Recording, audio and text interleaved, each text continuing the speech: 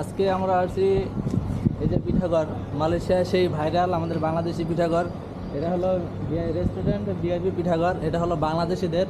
এখানে বাংলা পিঠা যত প্রকার আছে সবগুলো এখানে পাওয়া যাবে। তো আমরা আজকে এটা এক্সপ্লেন করবো। আর এই এরিয়াটার নাম হলো যে বুকিট বিন্দান, কি মালয়েশিয়া বুকিট বিন্দান পিঠাঘর। এটা হলো প্রচুর পরিমাণ ভাইরাল একটি পিঠাঘর। এই যে আমাদের ডান সাইডে আছে, এটার ভিতরে আজকে কী কী পিঠা আছে